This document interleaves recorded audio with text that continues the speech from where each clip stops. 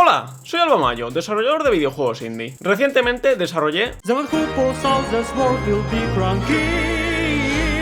un juego de sacar una espada de una roca que hice para participar en mi propia jam. En un vídeo anterior hablé por encima del desarrollo del juego y de mi experiencia participando en la jam, pero en este me quiero centrar en el diseño del juego y en el proceso para desarrollar la idea inicial. Como dije en aquel vídeo anterior, la chispa inicial vino de un consejo que di yo mismo en un vídeo sobre hacer buenos juegos de jam. Dije que aunque cuando te pasa el juego no tiene por qué ocurrir nada o haber un gran final, porque después de todo es una jam y no hay tiempo para todo, no es mala idea que sí que ocurra algo especial para que el juego sea más memorable. Pensando sobre eso, me pareció interesante la idea de perseguir un juego en el que lo que ocurre al final es tan especial y tan sorprendente que esa es la verdadera experiencia. Normalmente el final es solo una excusa para cerrar el juego, así que lo que pretendía hacer era como invertirlo y que el juego fuese realmente una excusa para iniciar el final. Lo que buscaba era generar un espectáculo inesperado y sorprendente en el que estuvieses completamente metido por medio del juego que le precedía. Este punto es importante porque aunque hablo de que el juego sea una excusa, no quiero decir con eso que el juego pueda ser cualquier estupidez y que luego se active un vídeo espectacular y sorprendente que no tiene nada que ver. Lo que quería ante todo es que fuese un juego, que la experiencia de jugarlo tú mismo fuese superior a la de ver a alguien pasárselo en YouTube y que el conjunto entre el juego y el final fuese sólido. Ahora venía la gran duda y es que ¿cómo haces eso? ¿Cómo pasas de un concepto abstracto y exigente a un juego de verdad? ¿Cuál es el tipo de juego o temática que puede provocar un final sorprendente y espectacular siendo el juego en sí muy sencillo? Para encontrar la respuesta consideré que era más fácil elegir primero el final y luego extrapolar de ahí qué jugabilidad podría provocarlo. Recientemente me había estado leyendo las novelas visuales de Umineko, el tercer capítulo de las cuales contiene una de mis escenas favoritas. No voy a entrar en detalles para no spoilear, pero es una escena en la que un personaje cumple su sueño y le montan una gran celebración donde todo el mundo le felicita y le aplaude. Esa escena está acompañada por uno de los mejores temas musicales jamás compuestos y que transmite el sentimiento del momento tan bien que es difícil de procesar para una mente humana. Decidí que esa sería la inspiración. El juego consistiría en una enorme celebración. No quería que esas dos frases rimasen, queda horrible, pero no se me ocurrió otra forma de decirlo. La pregunta ahora era: ¿qué es lo que se celebra? ¿Cuál es la más alta celebración que puede ocurrir en un videojuego? Tu cumpleaños es lo primero que se viene a la mente, pero me parece algo bastante mundano y prefería perseguir esa sensación de que tu sueño se ha convertido en realidad. Algo más interesante podría ser tu funeral. Eso sí que encaja con la idea de que tu sueño se ha convertido en realidad y la parte jugable podría ser original y consistir en morirse. Por otro lado, no se sentiría como una celebración en primera persona porque estás muerto. La respuesta final a la pregunta de cuál es la más alta celebración que puede ocurrir en un videojuego es ser coronado rey. Es una fantasía muy de videojuego, pero que hasta ahora nunca había sido representada con suficiente detalle. Con eso ya tenemos el final, ahora nos falta el juego.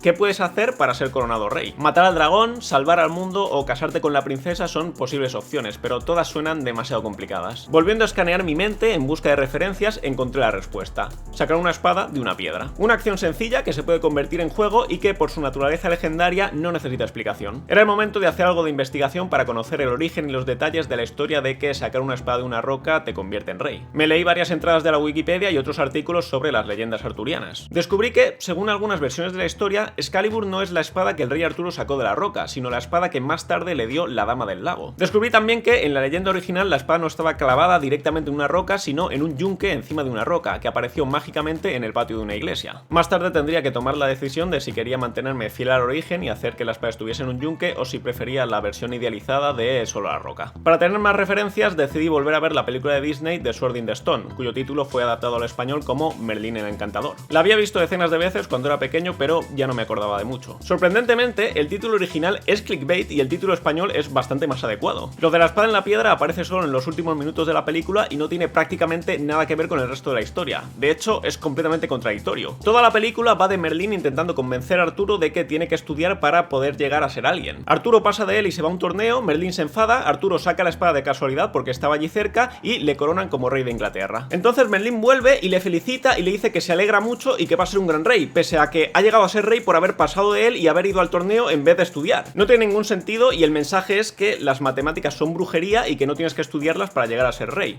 Mensaje con el que estoy totalmente de acuerdo. Irónicamente, necesité la ayuda de Heinau el Encantador para poder programar el movimiento de la espada, que requería trigonometría y conversión de grados a radianes. ¿Qué significa radian?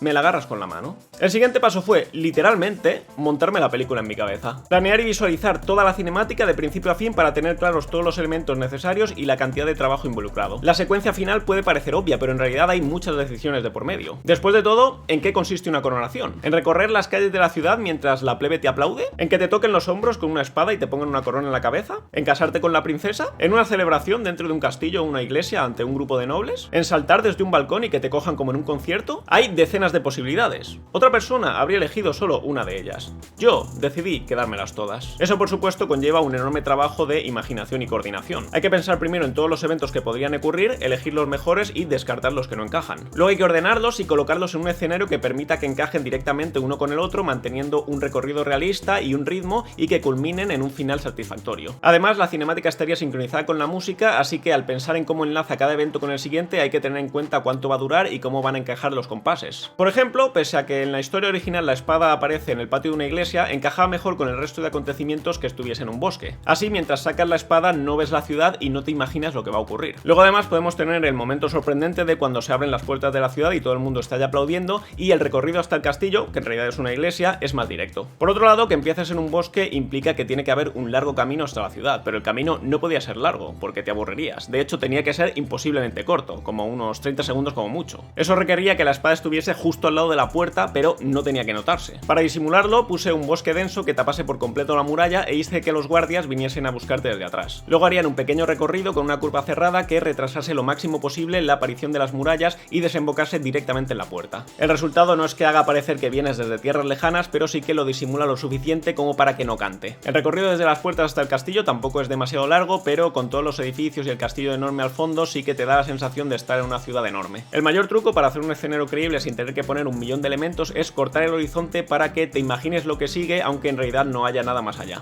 Aún así, en la ciudad sí que tuve que colocar muchos edificios estratégicamente para que la vista desde el balcón fuese convincente, pero cuanto más vacía estuviese en realidad, mejor para gastar menos recursos. A partir de aquí todo tenía que ser bastante compacto para que el resto de escenas encajasen bien entre ellas sin que hubiese periodos vacíos de por medio. La coronación tenía que ocurrir en las escaleras para que la plebe se pudiese arrodillar ante ti y pudieses entrar directamente al castillo. Además, la plebe tiene que poder llegar casi hasta las puertas del castillo porque luego, al saltar desde el balcón, tienes que poder llegar hasta ellos. El castillo en realidad es una iglesia porque tienes que entrar directo a la boda con la princesa. La boda tiene que ocurrir de nuevo en mitad de unas escaleras para que sirvan de altar y luego puedas subir directamente al balcón. La última escena del salto desde el balcón no solo está ahí porque quede guay, sino porque permite enlazar con los créditos del final apareciendo en el cielo mientras recorres la ciudad en dirección contraria. De este modo los créditos quedan perfectamente integrados y el final es muy satisfactorio. Todo esto lo tenía ya preparado y sincronizado mentalmente antes de empezar usando la música de aquella escena de Umineko, algo que más adelante supondría un problema para el compositor Alejandro Macià. Alejandro tendría que enfrentarse a la imposible tarea de componer una pieza que suene exactamente como la referencia de Umineko, pero que de algún modo no sea una copia. En la leyenda arturiana el país estaba sin rey desde hace años esperando que alguien sacase la espada para demostrar así que era el legítimo heredero. Se me ocurrió que sería más gracioso que en mi versión sí que hubiese un rey y tuviesen que ejecutarlo para poder coronarte a ti. Sin embargo, cuando Alejandro compuso esa parte, hizo que la música se volviese tétrica en vez de más alegre, como si esa no fuese la parte más divertida del juego. Parece que después de todo no aprendió nada de Pizza con Piña. Tras tener una primera versión del escenario montada, empecé a hacer una cinemática con los movimientos de la cámara para ajustar distancias y asegurarme de que el recorrido encajaba bien con todos los tiempos de la música. Después de eso me puse con todo el proceso de montar y animar cada escena. Pero antes de empezar siquiera con el escenario, cuando todo esto existía tan solo en mi cabeza, sin todos los detalles, tuve primero que cerrar la jugabilidad. ¿Cómo conviertes la acción de sacar una espada en un juego? El abanico de posibilidades es tan amplio como poco satisfactorio. Si se tratase de un juego AAA, sacar la espada consistiría simplemente en pulsar un botón repetidas veces muy rápido. No me gustan ese tipo de abstracciones y no quería hacer eso en mi juego. Tampoco quería implementar algún otro tipo de minijuego que representase la dificultad de sacar la espada. Quería, si es posible, que la jugabilidad consistiese en sacar una espada y no en hacer otro tipo de actividad que se supone que representa la dificultad de sacar una espada. Pero,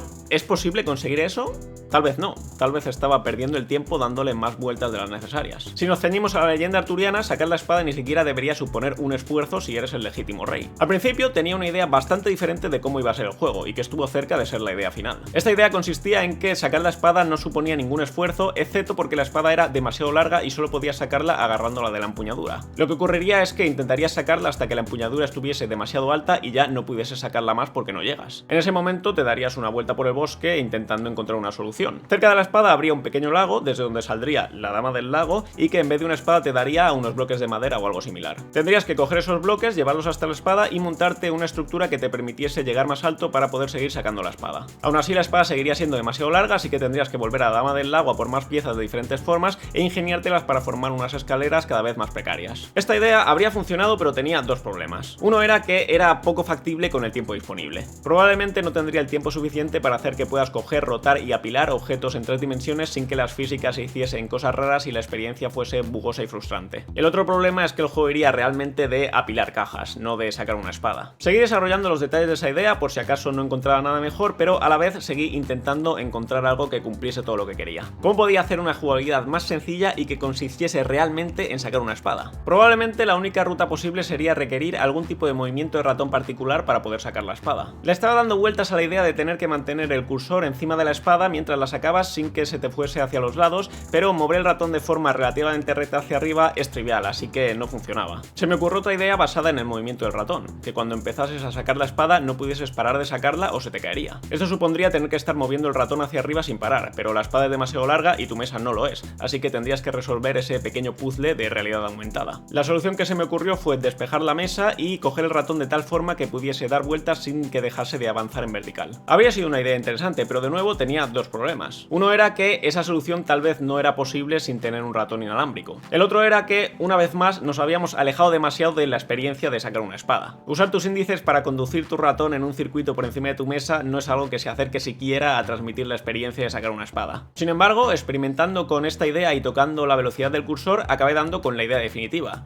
reducir solo la velocidad del eje vertical. Si volvemos a la idea de mantener el cursor encima de la espada pero reducimos la velocidad del eje vertical, de repente lo que antes era trivial se convierte en un desafío. Esa restricción del movimiento vertical tiene el efecto de amplificar el movimiento horizontal, de modo que lo que antes eran pequeñas imperfecciones ahora sean giros bruscos. El movimiento resultante sí que era bastante parecido a estar estirando con el ratón, especialmente si tienes que mantener el botón pulsado. Pensé en hacer que tuvieses que mantener los dos botones del ratón pulsados para mayor sensación de agarre, pero luego se me olvidó. De todas formas, haberlo hecho así habría requerido algún tipo de indicación en pantalla, porque usar los dos botones no es intuitivo y prefiero evitar eso. Con esta mecánica además seguía manteniendo el concepto de que la espada es físicamente demasiado larga porque no tienes mesa suficiente. El hecho de tener que levantar el ratón con cuidado para volver a situarlo en la parte baja de la mesa se aleja un poco de la experiencia de estirar una espada, pero enseguida se vuelve a recuperar, así que me parece aceptable. Idealmente a todo el mundo le costaría lo mismo sacar la espada, pero cada ratón tiene una sensibilidad diferente, así que eso era imposible. Me vi obligado a añadir en el menú una opción para cambiar la sensibilidad del ratón, pero esto podía ser peligroso e incluso arruinar el juego. Tal vez esa opción se podía usar para hacer trampas, haciendo el juego mucho más fácil en alguna de sus configuraciones más extremas. Tuve que tener en cuenta eso y hacer algunas pruebas para asegurarme de que el resultado estaba balanceado y no se podía romper el juego por ahí. Si bajas la sensibilidad demasiado es más difícil que se te caiga la espada, pero también tardas mucho más en sacarla. Por el contrario, si subes mucho la sensibilidad, sacas la espada más rápido, pero tienes que tener un pulso de acero. Al final me convenció incluso que la gente pudiese usar esta opción de forma estratégica para adaptar un poco el juego a sus habilidades. La verdad es que estoy muy orgulloso con el resultado. La mecánica es ingeniosa y se acerca a todo lo que quería a la acción de sacar una espada. También es verdad que el resultado se inclina más hacia un test de paciencia de lo que pretendía originalmente, pero dado el contexto del juego creo que es el tipo de jugabilidad que mejor encaja e incluso realza la coronación del final. El juego en conjunto ejecuta bien todo lo que buscaba con la idea original y transmite todo lo que quería que transmitiese, así que estoy muy contento con el resultado. Estoy tan contento que realmente considero que el juego debería llegar más lejos que la Jam para la que fue creado. Es por eso que he contratado a Gius Caminiti usando su juego ganador de la Jam como currículum para que me ayude a mejorar los gráficos del juego con el objetivo de acabar sacándolo en Steam. Este ha sido un vídeo de diseño y próximamente vendrá uno sobre los horribles problemas técnicos a los que tuve que enfrentarme con el juego. Suscríbete para no perdértelo y nos vemos en el próximo vídeo.